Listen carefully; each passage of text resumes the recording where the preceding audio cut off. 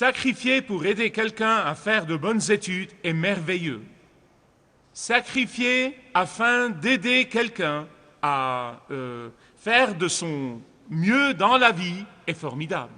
Sacrifier pour aider quelqu'un à avoir les nécessités de la vie est magnifique. Mais sacrifier pour aider quelqu'un à être sauvé éternellement et à avoir une destination éternelle différente de celle vers laquelle il se dirigeait est le plus grand sacrifice de tous. Ce n'est pas mon idée, c'est l'idée de Jésus. Ce n'est pas l'idée de l'Église des apôtres, c'est l'idée de Dieu. Je vous prie d'ouvrir avec moi, s'il vous plaît, à Marc chapitre 2, 1 à 12. J'ai essayé d'imaginer ce scénario et j'ai essayé de le revivre. Et si vous avez grandi comme moi dans une culture avec les masses, vous serez capable de le visualiser. Mais si vous n'avez jamais été dans une scène de foule, vous ne pourrez pas le faire. Si vous ne vous êtes jamais trouvé pris au milieu d'une foule, d'une masse d'hommes, une quantité de corps de partout, vous ne pourrez pas le visualiser, mais je ferai de mon mieux pour vous faciliter la tâche, car quand j'étais petit garçon, je me suis trouvé pris dans une de ces foules, une de ces masses de gens, et j'ai failli être piétiné. Il y avait à Capernaum une foule grouillante. Il n'y avait pas de place pour un autre corps qui puisse se glisser dans la foule. Même pas devant la maison, encore moins à l'intérieur de la maison.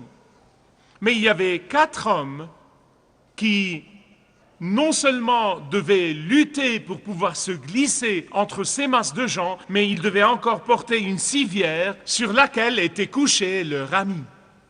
Leur ami, évidemment, était un tétraplégique, car il était sur une civière. Normalement, un paraplégique était porté par 2 personnes face à face, et même aujourd'hui, dans les endroits où il n'y a pas de fauteuil roulant, on fait toujours ça.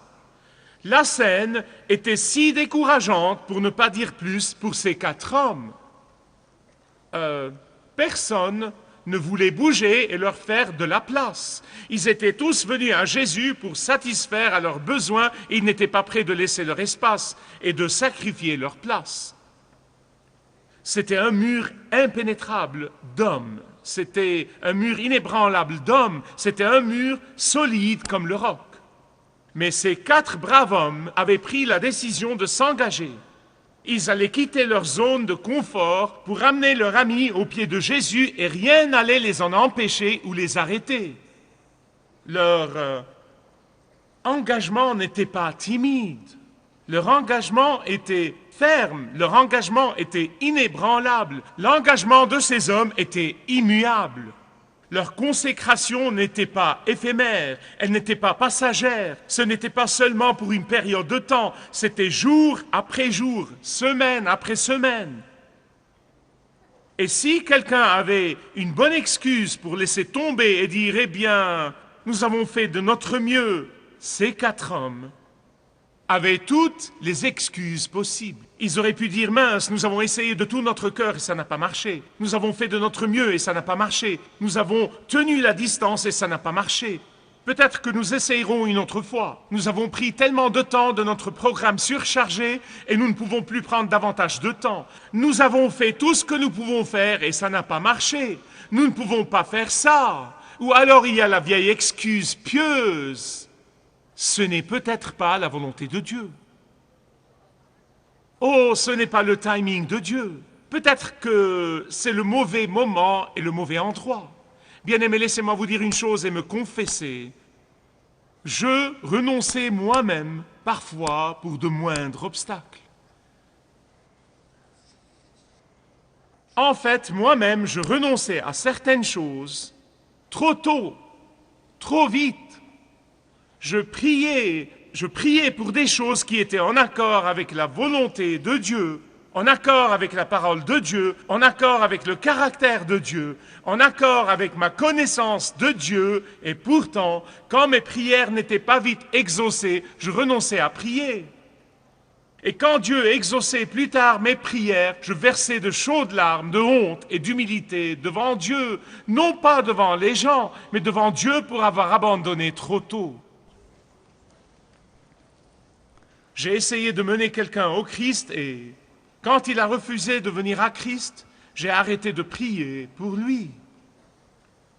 Longtemps plus tard, cette personne est venue au Christ. Pendant ce temps, je suis tombé par hasard sur la biographie de George Muller. Et la vie de cet homme est devenue une réprimande pour moi.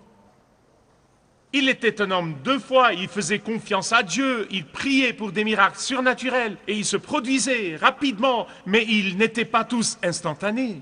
Il a prié pour que des personnes viennent au Christ pendant 23 ans. Je n'ai pas pu persévérer pour 23 jours. J'ai commencé donc à apprendre de George Muller la persévérance dans la prière. J'ai commencé à apprendre la persévérance dans l'effort. J'ai commencé à apprendre la persévérance face aux obstacles insurmontables. Si vous regardez ce passage biblique, la Bible ne donne pas beaucoup de renseignements à leur sujet.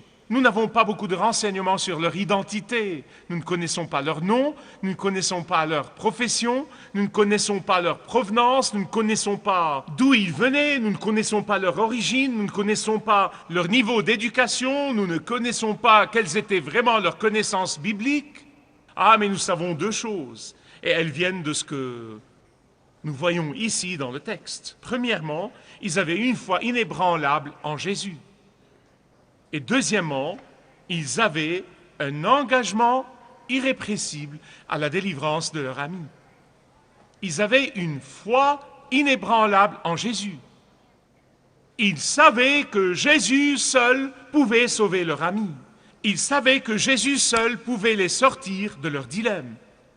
Ils ont probablement essayé d'autres possibilités et d'autres choses et d'autres moyens et d'autres personnes, mais rien n'a marché. Et ces 4 hommes savaient que Jésus seul pouvait satisfaire aux besoins désespérés de leur ami, que Jésus seul pouvait donner à leur ami ce que personne d'autre ne pouvait lui donner, que Jésus seul pouvait guérir le corps et guérir l'âme, que Jésus seul pouvait faire le vrai miracle dont il avait besoin, que Jésus seul pouvait toucher ses infirmités physiques et spirituelles et le guérir entièrement, que Jésus seul pouvait lui donner la tranquillité d'esprit qu'il cherchait.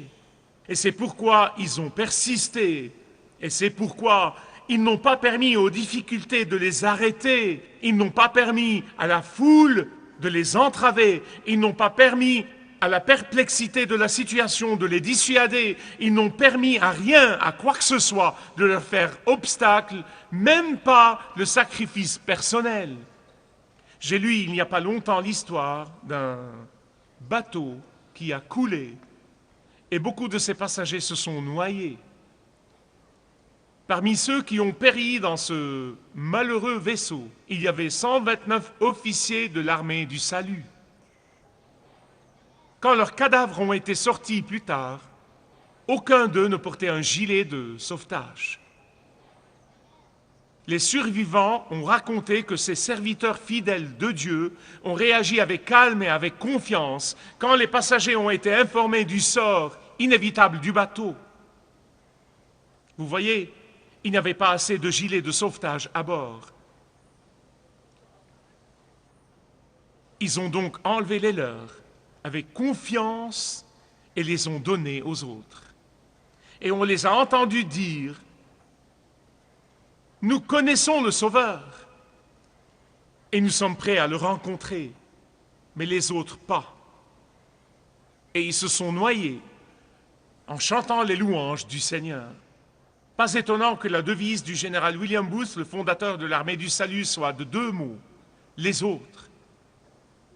Ces mots ont pris un nouveau sens et une nouvelle signification, comme le message de la mort de ces 129 officiers de l'armée du salut retentissait dans le monde entier. Ils avaient une foi inébranlable en Jésus. Ces 4 hommes ont grimpé sur le toit de la maison. Ils ont fait une ouverture dans le toit et ils ont fait descendre leur ami tétraplégique jusqu'à Jésus. La question ici, c'est leur persistance dans la foi.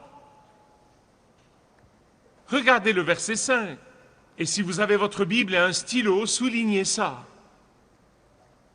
Le verset 5 dit, Jésus, voyant leur foi, Jésus, voyant leur foi, Jésus, voyant leur foi, dit, mon enfant, tes péchés sont pardonnés. Nous ne savons pas grand-chose sur la foi de cet homme paralytique. Nous n'en savons pas grand-chose. Peut-être qu'il avait la plus grande foi de tous, nous ne savons pas. Jésus n'a pas parlé de sa foi, il a parlé de leur foi. Voyons leur foi. Ne manquez pas ça, ne manquez pas ça, ne le manquez pas.